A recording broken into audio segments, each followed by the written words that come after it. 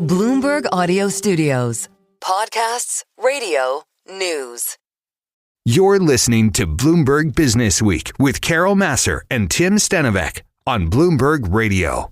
Earlier in our program, we want to kind of go back to getting a good idea of what's going on in the U.S. economy. And earlier in our program, we spoke with billionaire developer Rick Caruso. He's founder and executive chair of Caruso. And he did talk about the economy, particularly in Southern California, Tim. We wanted to continue with the building and the economy and bring back Cheryl McKissack Daniel. She's president and CEO of McKissack McKissack. It's the 120-year-old company that plays everywhere when it comes to construction management, disaster recovery and resilience, program management, compliance, and more. The company works in the academic, aviation, healthcare, and transportation, parks, stadiums, and more. Think about the Barclays Center, Oculus here in Manhattan, the new Terminal 1 over at JFK, the Lincoln Financial Field where the Philadelphia Eagles play, and so much more. Cheryl McKissack Daniel joins us from New York. Cheryl, welcome back. It's been more than 2 years since you were last on the program. How are you? I'm terrific. Thank you. Well, thanks so much for joining us. I want to start by just getting an understanding from you about the economy, where it is in your view, and if people are spending money. I think people are holding back a little bit. Prices are high. I know as far as the construction industry, we are beginning to feel some of the tariffs. And so, yeah, I think people are holding back on spending. Talk a little bit about where you're feeling the tariffs. Well, one in particular, I would say, is JFK Terminal 1. We're finishing up Phase A of that project, which is almost 3 million square feet in 2026. But we are scheduled to start work on Phase B, and that's been pushed out, I believe, because of tourism has decreased quite a bit to New York City. Wow. How much has it been pushed out? Well, right now it's just slowed and it's been pushed out several months. Where else are you seeing that too, in terms of projects that you guys are working on? Because your portfolio is just vast and you cover, like we said, academia, just so many different kind of commercial aspects. Where else are things maybe being slowed down, pushed out? Well, I mean, I can only talk about the areas where we work, which is in rail and transportation. The FTA, I think, has slowed on releasing projects. As you know, several of their staff, I'd say 50% of their staff has been released. And so it's very difficult for them to push out the capital program projects that they do have. And so, the gateway seems to be moving ahead just fine. And this is the gateway tunnel between New York and New Jersey. Yes. Okay. Yes. And I just pray that continues. Well, I just want to contextualize a single project of yours. This is the Terminal 1 at JFK International Airport. It's a $9.5 billion in value project. Your firm is working specifically on the oversight of project management, construction management as a government liaison. You also handle community outreach. So it really runs the gamut of what you're working on. Can you give us an idea of the pipeline? Not necessarily projects that have been announced or where the shovel is in the ground, but projects that you're talking to municipalities about, projects that you're talking to academic institutions about that you're not necessarily ready to announce, but give us a good idea of what that pipeline looks like in terms of how these entities are ready to spend. Well, I think, it's positive when we think about infrastructure projects, waterfront projects with New York City Economic Development Corporation. I believe the MTA projects are eventually going to move forward. I think the big frontier is some of the microchips manufacturing plants like Micron, that's upstate New York. That's $100 billion. It's moving forward. And then right after that, I think it'll be the casinos. Once a casino owner once the three licenses are awarded, do you think you'll see construction starting there, and that will be billions of dollars. Do you think New York City will get one of these licenses? Who knows? If I had to bet on it, I would say probably not in Manhattan, but outside of Manhattan. So that would be maybe Queens, near the area close to Citi Field. Yeah. Okay. Queens. Yeah. Mm-hmm. Well, absolutely.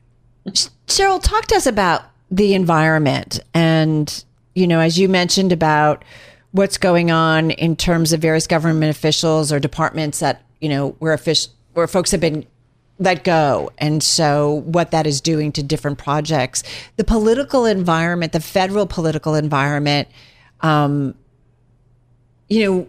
we talk about whether administrations, are good for the business environment or not.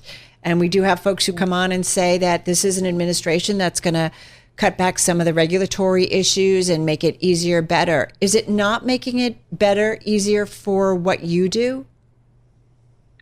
I don't see evidence of that. If you don't have people sitting behind the desk to actually push the work out, I don't see it getting better. And, I have to shift to our energy crisis that can potentially happen. Now that the administration has really sunset all of the offshore and onshore wind projects that we terribly need to supplement our electrical systems. I am very concerned about where we are headed. We're speaking right now with Cheryl McKissack Daniel, President and CEO of McKissack McKissack. You mentioned the offshore wind. Bloomberg New Energy Finance, Bloomberg NEF, reporting that U.S. offshore wind faces a $28 billion hole with President Trump's moves. 5 under construction U.S. offshore wind farms, representing about $28 billion of committed capital, face severe delays and even cancellation after recent actions from the Trump administration. At McKissack McKissack, do you work on offshore wind?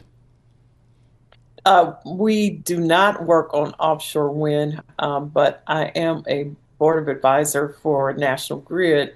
And so I understand how critical these other resources are to our grid.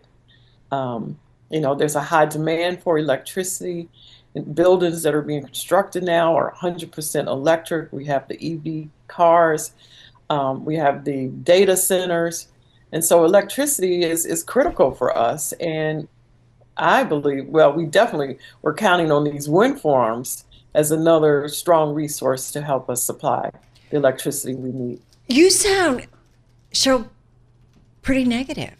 No, I don't mean negative, but down on the environment. And I guess we were really looking forward to talking to you because we're trying to get an idea of the way forward in an environment where there's a lot of presidential pressure to cut interest rates. And there's some who say, well, wait a minute, the economy's doing just fine. We don't need that. I'm just trying to understand, is it just the overall environment because of politics, or is it higher rates? Like, what is it that you think is causing kind of the biggest issues for you?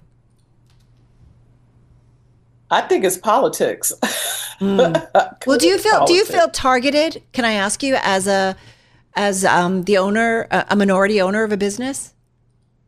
No, I don't feel targeted personally. Okay. I think for some reason there's a focus on DEI programs, and it has not affected our business in New York. But it has affected our businesses in other states where municipalities have had to suspend their DE&I programs if they wanted to get funding from the federal government.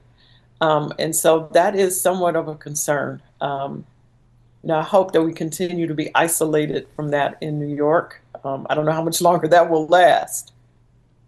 On the website, I noticed the firm is referred to as, quote, the oldest minority women-owned professional design and construction firm in the United States. Do you ever consider, because of the political environment that we're in right now, not necessarily highlighting that? No, I do not feel that way. That's why I recently wrote my book, The Black Family Who Built America. I'm so glad that it is coming out in this time and in this age, because it is a account of our family history. After 200 years, when the first descendant of our family came to this country and laid his first brick, we are still here, and we are an unshakable pillar of ingenuity and resilience. And this book is all about saying, this is a receipt to say that we've always been here and we're not going anywhere.